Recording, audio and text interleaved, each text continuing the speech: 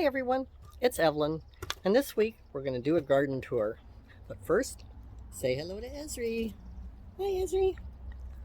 I'm outside, she's outside too. Leela is too, but she's probably in the front yard on the porch. I'm in the back garden, which is where we're going to start the garden tour. And if you remember my garden plan, just going to prop this on me here. We're going to start over here where the 3 deciduous peonies were put on the plan. So, let's get into the garden tour. You can see I've got a whole pile of milk containers down here, and that's because I've planted the sweet peas now.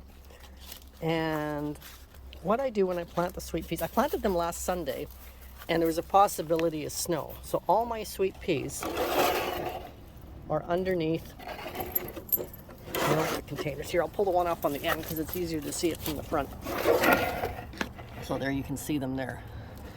Now, it did snow. In fact, we got 3 inches of snow, but they're all happy underneath their milk containers. See, there's that whole line of them there, and some at the back fence. The other nice thing about milk containers is the opening here. We ripped on the table saw a whole pile of 3/4 inch by 3/4 inch by 8 foot tall posts that the sweet peas will climb. So, when it's time to take these containers off, drop that, I can just lift them up and lift them off the top.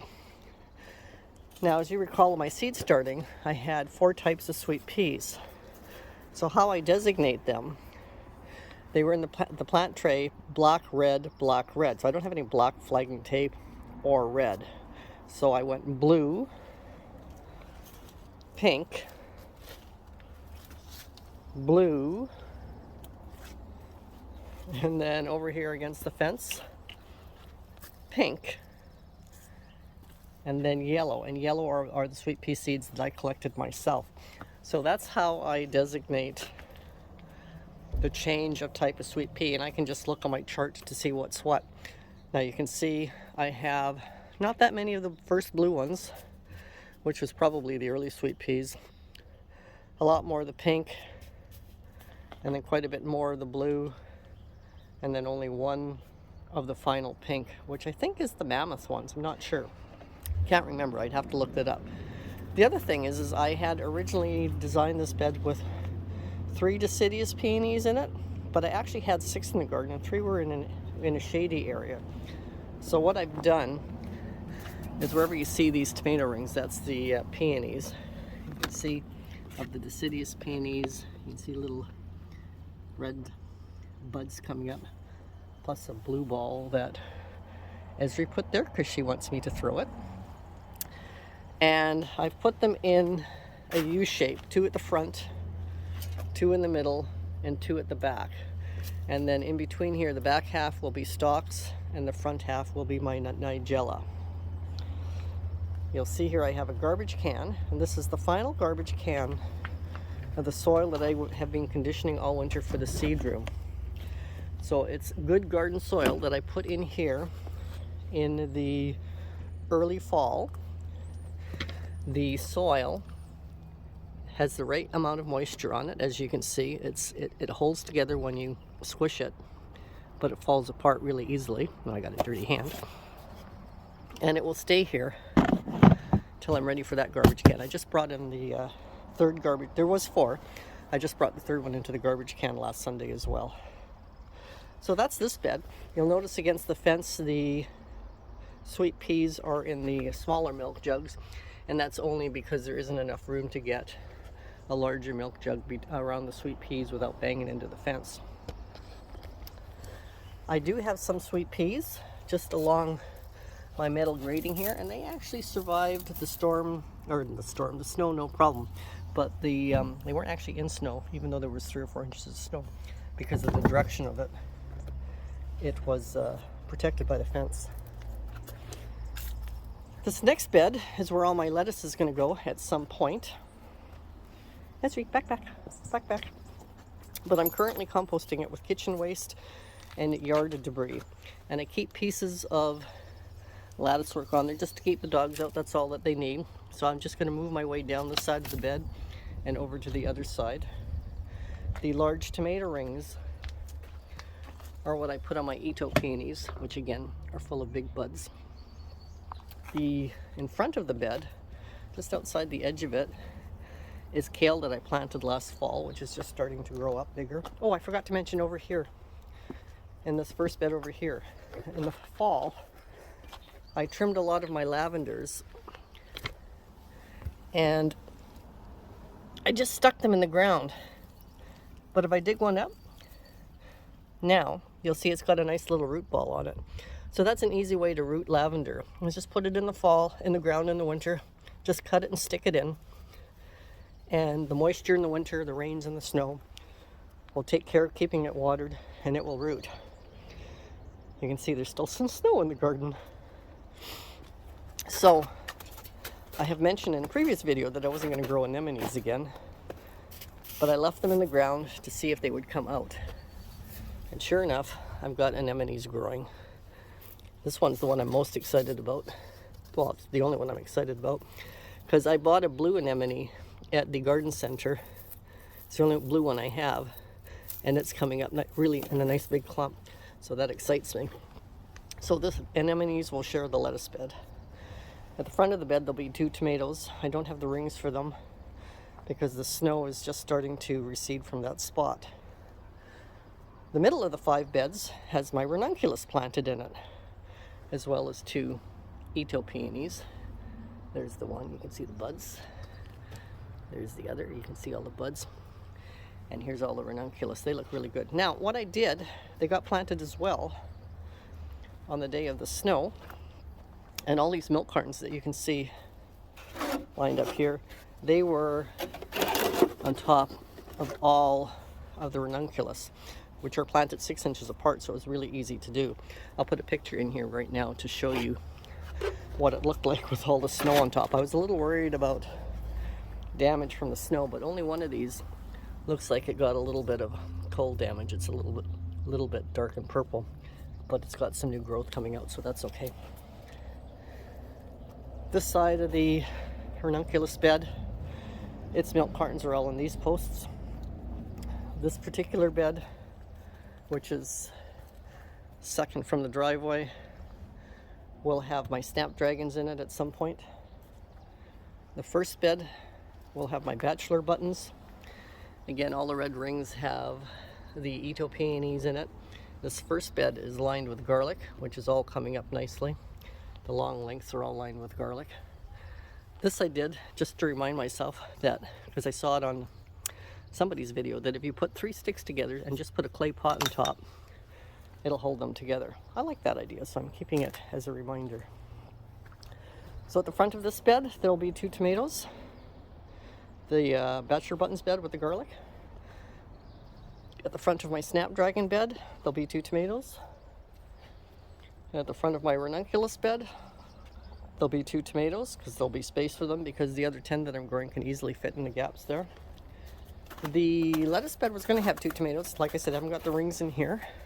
I may do that because I planted 5 containers with 2 tomato seeds in each, and they're all 9 of the 10 are up now. So I can certainly do 2, 4, 6, 8 tomatoes if I wanted to.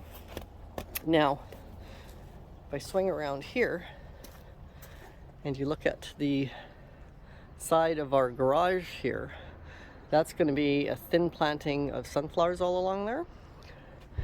And if I swing around here to our side fence, where you can see all the ivy growing through the fence, I've still got the sunflower stalks up from last year, and they will have sunflowers on them as well. Swing back to the back of our garage. These pots are daisies and a stilby that I didn't know where I was going to plant them yet, so they'll either stay there or get planted, or I may plant some other shade crop here.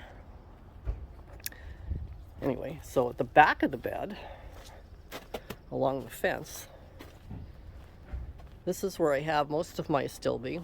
I have my full-headed Shasta daisies just coming out here. I've still got the tag in the ground so I can remind myself what they're actually called. Snowdrift double daisy, double Shasta daisy. And it's also where I have my Russian sage, which is starting to get some little silvery bits on it, which is cool. Lots of foxgloves in here. Same as down here, plus some more sweet peas. As we come around here, I have some lavender edging the bed here. There's a drop off to the driveway, and I have my blueberries and my raspberries in pots down here. They do surprisingly well there. I also have a rosemary here, which I hope survived the winter. If not, I have many more on the deck. So here are my 2 strawberry beds that I also plant a succession of sunflowers in. And what I really like about the cagings on the strawberry beds is if you want to pick strawberries, you just tip it on its side and the bed is completely open. And then you just tip it back down again. If you don't want to tip it that way, you can come here at the end of it and tip it up on its end and do exactly the same thing. Really like this design. So it's designed for the width and the height to be equal to the width of bird netting. Oh, and got our first flowers blooming. Look, we've got crocuses. I grow crocuses in amongst my strawberries for an interplanting, just for soil health. The more things you can plant in one area, the healthier the soil will be. Now, that's pretty much it for this back garden. This is where the cosmos are going to grow here, because it's shaded by the gazebo here. Ooh, look at the blue sky and the gazebo. So this is where all my cosmos are going to be. Where the soil is disrupted is actually where I rescued some of the deciduous peonies from the extra 3 and put into the far garden. So then we walk to the driveway.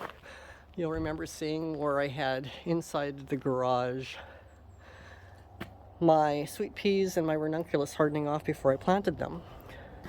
Well, now outside the garage, I've got my bachelor buttons, nigella, snapdragons, lettuce, and stock. Look what's growing in my stock. I've got a sweet pea growing in my stock. I left it there because I'll probably plant it. And a blue ball growing as well. And tonight they're going to go in the garage and stay in the garage as a greenhouse until I have time to plant them out once the rain stops, because the rain's supposed to start again later on today. Now I have a temperature gauge in here, so it's about 11 degrees outside. I don't know if you can read that from here, but it's right now 26.5 degrees just on the other side of this plexiglass. While it's 11 degrees out here, it's 26.5 in there. Nice. So now we're going to walk it down the driveway. And I mentioned in my garden plan video that these 3 concrete beds that I have here, stepping down the driveway, will be my first successions of sunflowers, because they do really well in here. I also wanted to show you, I mentioned how weedy feverfew is. All these green things are feverfew that I did not plant. Foxgloves tend to be a bit weedy too. They just pop up everywhere too. That's what this is. This is a big foxglove.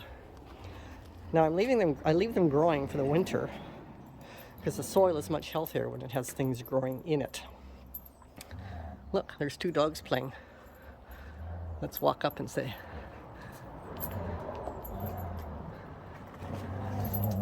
there we go. Oh, you stopped playing right when I walked up? Anyway, so on the other side of our driveway, we have a complete shade garden, because as you can see, it's got a row of cedar trees. Now, this is how our weather changed in the fall. I was trimming the cedar trees along the top, and I did a quick trim all the way across to the rhododendron, and then you notice how it's higher? That's because it was still beautiful sunny, and then the next day we had snow. That never happens. We always get a fall. But summer went late and winter came early. Anyway, in this bed, it's hard to see because it's still winter. There's ferns, you can see a fern in there. And if I walk along here, you'll begin to see the beginning of, this is probably a coral bell. There's lots of hostas in here. Here's my camellia. Blooms are getting bigger on them. So this will be where I get my camellias from. And I think that's a hosta. As you can see, they're still pretty small. The primroses are starting to come up. Ferns. I've got lots of, oh, I'm blanking out. What's that called? What's that called? It's columbine. Columbine self-seeds in here quite nicely as well. It pops up everywhere. And then there's our driveway fence. On this side of the driveway fence, there's a little path that comes over here. This is one dahlia bed where I have a lot of our cedar trimmings still that get put in the bottom of beds. This bed over here has lots of my dahlia stalks that haven't been buried in yet. I have a little display here with a mask, a crow, a big spider, a little spider, a snake. Snake's coming off the thing, and a rock which holds garbage. So now as we move into the center of the garden, the grass is all sort of taken out by the dogs and the muddy weather of the winter, but it'll come back. Lots of dog bones that they chew on. This center bed here, let me step back, and what I've got happening here is underneath all these pieces of wood crisscrossing is my 1-gallon pots of daffodils and tulips that I'll be selling in the spring. So you can see down here the tulips are starting to come up, and there's more tulips coming up than daffodils. Here's the daffodils, not that many of them coming up yet. And what this crisscross of wood is for is that when it starts to rain too much, I think they're a little on the dry side now because we've had sun for 3 days. So when it starts to rain tonight, that's fine. But if it starts to pour and pour for days and days, the sheet of plastic that I have buried under some more cedar trimmings will go on top so that the pots of tulips and daffodils don't get waterlogged. So as we move down the garden, here's another dahlia bed. So all these posts that you've seen throughout my garden, they're actually from our old fence system. I sprayed them all black because I like the look of black better than white, and I use them in all my garden beds. So in the dahlia beds here, what I'll do is at about a 6-inch level where this old piece of rope still is, and up closer to the top, I'll just lasso all the dahlias at 2 different levels, maybe do a couple of crisscrosses in the center, and that's the only way I stake them. So here you can see what I do is I do sort of I place the cedar branches in the bottom of the bed. I dig out a stretch, a pit, and then I'll put compost on top of that, and then I'll move the soil over, and that's how I compost the beds throughout the winter. I don't get them all done, so about half of them get done in one winter and the other half get done in the next winter. I leave 3 steps that go up to our front fence on both sides of this particular bed because the dogs like to go and greet people, so that's their little path to the fence to say hello to people. This is our, we had 2 solar panels here, and 2 days ago somebody went and stole one, so we have to get that replaced. But these 2 solar panels is what feeds to our fence lights as well as our driveway gate down at the farther end. This is our way that we get out pedestrian-wise. As you see, there's a little path that went from the driveway, come around here, up these steps, through this double gate system, because that's to keep the dogs from getting out onto the busy road. Then you can see there's 3 more steps up there, and on that landing is where my flower wagon goes. So it's a fairly busy road, and that's great for the flower wagon. The car's not there when the flower wagon's up there. The last and final dahlia bed is down along our north fence, and it's got sweet peas with the poles coming out of cloches as well. Now these cloches are ones I bought from the store just so that it would look a little less podgy from the street if anybody wanted to look in. It's hard to see in from a car when the road is up that much higher than my garden is at this time. But it does give a cleaner look than the milk cartons. So that's a view of my various different flower beds in my city garden that I sell all my cut flowers out of. Oh, here's another little trick that I do. In the winter, a lot of the pots are filled with more cedar tree cuttings just for a little bit of green prettiness that goes up to our deck, where we have these two beautiful little pieces of sculpture that my friend Donna made. And then we have a welcome sign up here to the front door and a little Easter Island head here. And remember I mentioned that I wasn't able to trim the top of the rhododendron bush. You can see how much higher it is here than the cedar trees, which I wasn't able to actually level out either, but they got mostly trimmed. And that helps keep the view from the people across the street so that they can see the ocean better.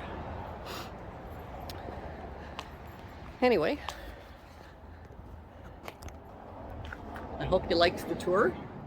That's my garden in March. There's early March anyway. There's not much to see except for the crocuses, but it gives you an idea of what a production garden looks like in the off season. I could have gone out to the garden center and bought a whole pile of pansies or hellebores or primroses and planted them everywhere to make it look prettier, but I wanted you to see what a production garden actually looks like in the off season, right when things are getting ready to happen. It's an exciting time in the garden, even if it's not pretty. Until next week, bye.